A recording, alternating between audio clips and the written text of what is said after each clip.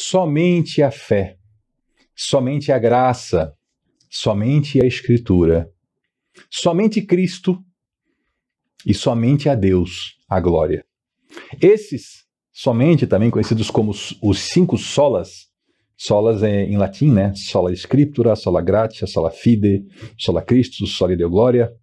Eles são a base e o fundamento de todo o movimento de reforma que surgiu e trouxe luz ao mundo que andava em trevas. E daqui da carta de Paulo aos Romanos é que se tira boa parte desse conteúdo. Nós estamos aqui estudando a Bíblia porque nós acreditamos que somente a Bíblia é a nossa regra de fé e prática, e não qualquer outro livro e não qualquer palavra de ser humano, mas somente a Bíblia. E hoje nós prosseguiremos o nosso estudo da carta de Paulo aos Romanos, vendo a importância de entender que é somente pela fé e não pelas obras humanas, não pelo poder humano que nós nos achegamos a Deus. Olá, seja bem-vindo. Aqui nós estudamos a Bíblia e estamos estudando a carta de Paulo aos Romanos e agora prosseguindo pelo capítulo 4. Senhor nosso Deus, obrigado por essa carta maravilhosa e obrigado pela oportunidade de lê-la, Senhor.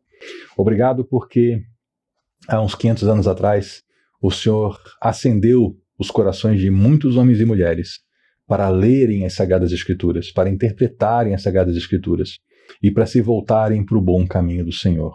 Te agradecemos, Senhor, por essa imensa bondade e te pedimos tua graça hoje para que a gente possa entender a tua palavra. E assim nós oramos em nome de Jesus. Amém. Diga amém também, não esqueça. Abra comigo a sua Bíblia, carta de Paulo aos Romanos, capítulo 4, agora a partir do verso 13. Paulo vem discursando e discorrendo a respeito do homem Abraão, o pai da fé, e ele demonstrou que Abraão recebeu a aprovação de Deus e foi chamado de justo diante de Deus antes de Abraão receber a circuncisão, antes de Abraão receber um ato que é consagrado depois, lá na frente na lei de Moisés, e que ele é a grande marca do povo de Israel. Então Paulo está explicando, olha, não é a circuncisão que salvou Abraão, foi a fé. Ele recebeu por graça de Deus. E a circuncisão, ela veio depois, como um sinal visível dessa salvação, dessa relação que ele tem com Deus. Então ele prossegue no verso 13, diz assim a palavra do Senhor, Romanos 4, verso 13. Não foi mediante a lei que Abraão e a sua descendência receberam a promessa de que ele seria herdeiro do mundo, mas mediante a justiça que vem da fé. Quando Paulo escreve aqui a lei, também quando eu menciono a lei, esse lei com L maiúsculo, estamos falando da lei de Moisés. É aquela lei que está lá gravada nos livros lá do comecinho da Bíblia, né? No Êxodo, Levítico, Número e Deuteronômio. E então é isso que Paulo está contrapondo. Não foi mediante essa lei, a lei de Moisés, que Abraão e os seus descendentes receberam a promessa de que ele seria herdeiro do mundo, mas foi mediante a justiça que vem da fé. Deus deu a Abraão uma promessa, né? Abraão não é à toa que ele é o pai da fé, amigo de Deus. Deus diz para ele, olha, em ti, na tua descendência, vão ser benditas todas as famílias da terra. Então, uma baita de uma bênção, uma baita de uma herança. E isso não foi porque Abraão cumpriu obras da lei, no caso, a circuncisão, né, já que não tinha a lei completa ainda. Não foi porque Abraão fez coisas boas e justas e corretas.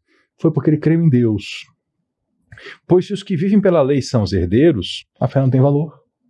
E a promessa é inútil, porque a lei produz a ira, e onde não há lei, não há transgressão. Paulo aqui faz essa série de frases dentro daquela sua diatribe, lembra? Aquele diálogo que ele faz com um oponente que não está ali, mas ele traz os seus argumentos, e algumas coisas exigem uma grande atenção de nós. Então ele fala assim, Abraão recebeu a sua herança em Deus, a sua justificação diante de Deus, foi pela fé.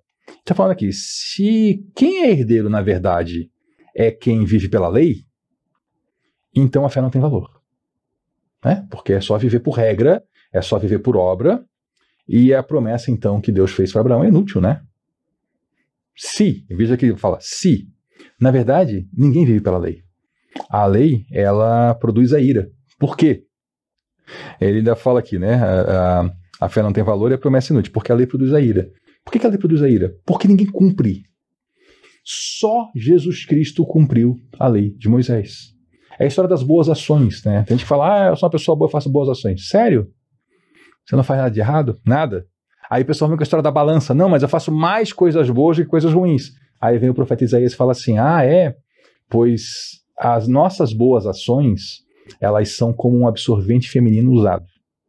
Ele usa uma linguagem bem poética, ele fala que as nossas justiças são como um trapo de imundície.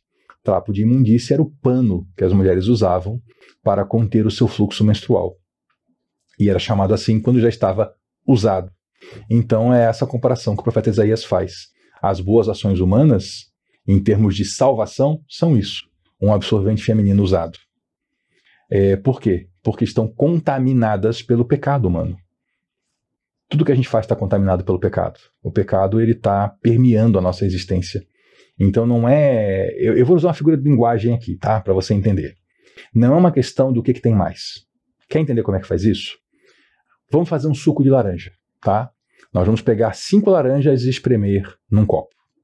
E aí, você descobre que uma laranja está podre. Mas pensa podre.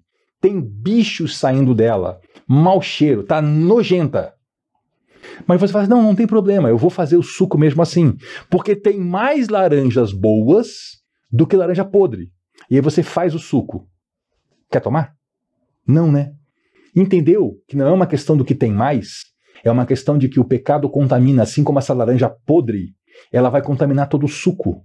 A Bíblia fala que uma mosca que cai num frasco de perfume, que está lá o perfumista trabalhando, ela estraga o perfume todo. Mas alguém pode pensar, mas é só uma mosquinha. Quer essa mosquinha na sua sopa? Né? Quer uma barata na sua sopa? Não vai querer, né? E se a barata cair na sopa, você vai tirar a barata e dizer tudo bem com a sopa? Não, você não vai dizer tudo bem. Vai dizer, está contaminada. Entendeu? É questão de contaminação. O pecado contamina a ação humana. E aí Paulo fala, e onde não há lei, não há transgressão. Preste atenção, ele não está falando que onde não há lei, não há pecado. Ele fala que não há transgressão. Não há transgressão à própria lei. Se não tem uma norma dizendo isso, então não tem a transgressão a essa norma. Isso que ele está falando. Portanto, a promessa vem pela fé. A promessa vem pela fé, para que seja de acordo com a graça. A graça o que é? O favor de Deus, né? A bondade de Deus que se derrama sobre nós. Então, a promessa que Deus faz, ele está trazendo sempre a promessa lá para Abraão, que é a promessa de bênção sobre todas as famílias da terra, é a promessa de Abraão ter filhos, é a promessa de salvação, é a promessa para nós também de salvação. Ela vem pela fé, para que ela seja de acordo com a graça de Deus. Porque se ela viesse pelas obras humanas, pela nossa ação, não teria a ver com graça de Deus, seria uma dívida de Deus para o ser humano. Como tem gente que acha, né? Tem gente que acha que Deus lhe deve alguma coisa. Para que seja de acordo com a graça, e assim garantida a toda a descendência de Abraão. Então, a promessa, ela vem para a fé, para ser de acordo com a graça de Deus e ser garantida a todos os que descendem de Abraão. Aí você pensa assim, poxa, mas eu não sou judeu, não sou descendente de Abraão. Calma, leia comigo. Não apenas aos que estão sob o regime da lei, que são os judeus, mas aos que têm a fé. Então você aí que tem fé, você é descendente de Abraão.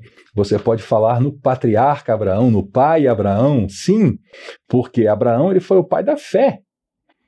E ele recebeu o selo de justo diante de Deus foi por fé. Então ele é pai de todos aqueles que têm fé. E os seus descendentes são aqueles que têm fé. Não apenas aos que estão sob o regime da lei, mas também aos que têm a fé que Abraão teve. Ele é o pai de todos nós. Olha, se a Bíblia diz isso, é um baita de um conforto, né? Ele é o pai de todos nós, como está escrito, eu o constituí pai de muitas nações, não só da nação de Israel. Deus constituiu Abraão pai de muitas nações. E que nações são essas? São nações de países? Não, são nações de grupos que estão seguindo ao Senhor em todas as épocas.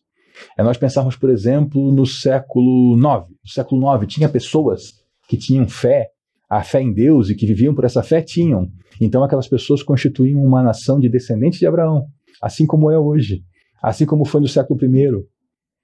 Nações, muitas nações. Ele é o nosso Pai aos olhos de Deus, em quem ele creu. O Deus que dá vida aos mortos e chama à existência coisas que não existem, como se já existissem. Isso é uma característica muito interessante para a gente ler na Bíblia.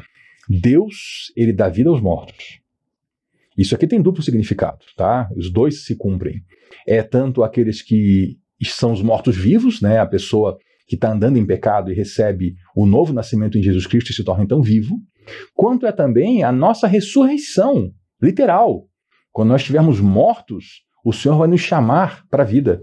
E nós vamos ressuscitar em corpo glorificado, é claro, não é esse corpo que a gente tem hoje, para andar vivos com Jesus. E Deus chama a existência, Ele chama coisas que não existem como se elas já existissem. Para Deus, a palavra dele, tudo cumpre, e Ele está vendo tudo o que nós não estamos vendo ainda.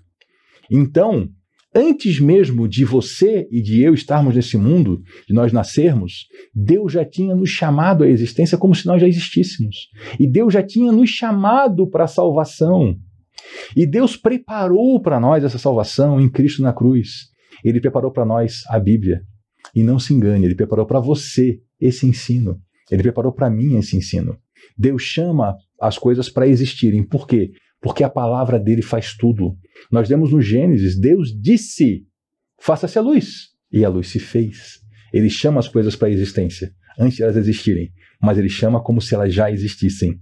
E elas passam a existir pela palavra dele. Abraão, contra toda a esperança, em esperança, ele creu, tornando-se assim o pai de muitas nações, como foi dito a respeito dele. Veja que Abraão, ele creu contra toda a esperança. Ele era um homem velho, a sua esposa era uma mulher velha também, os dois já estavam numa fase de esterilidade, então era contra toda a esperança. Mas ele viveu dentro da esperança, e ele creu, tornando-se assim o pai de muitas nações. Por quê? Porque ele teve filhos. Como foi dito a seu respeito, assim será a sua descendência. Sem se enfraquecer na fé, ele não se enfraqueceu, veja só. A fé, aqui Paulo vai tratar de uma coisa importante. A fé não é um estado de estupidez em que a pessoa nega a realidade. Não.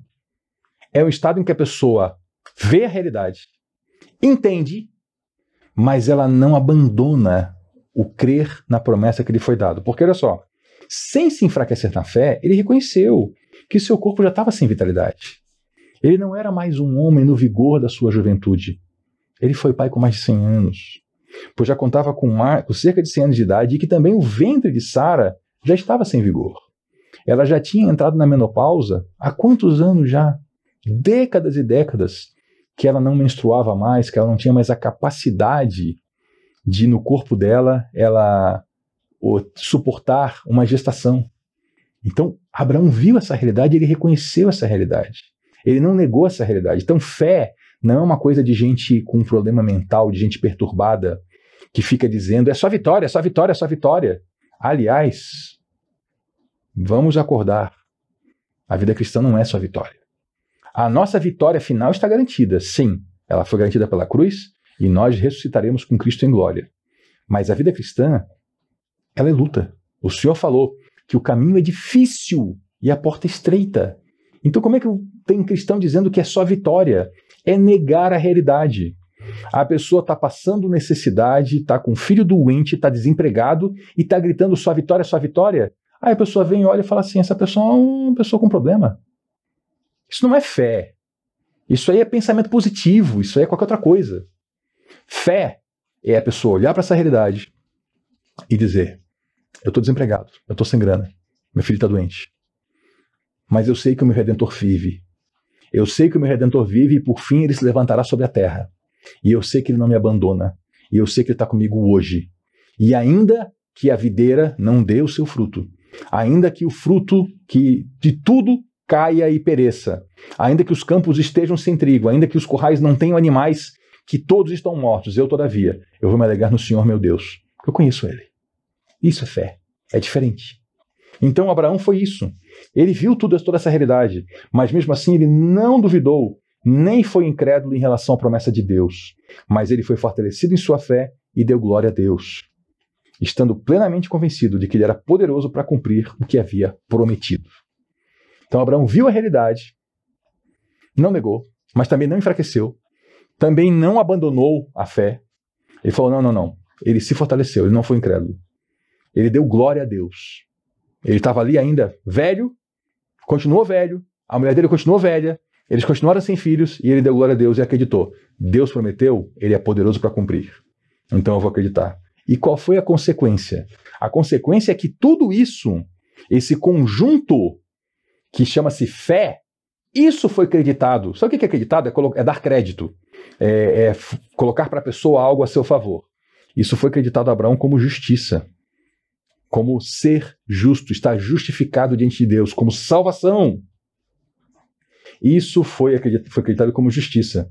As palavras lhe foi creditado, elas não foram escritas só para Abraão, não. Não, mas também para nós. Nós todos. O nós aqui da época de Paulo, mas também nós, eu e você. Nós a quem Deus creditará justiça. A nós? Sim, a nós. Que cremos naquele que ressuscitou dos mortos, a Jesus, o nosso Senhor.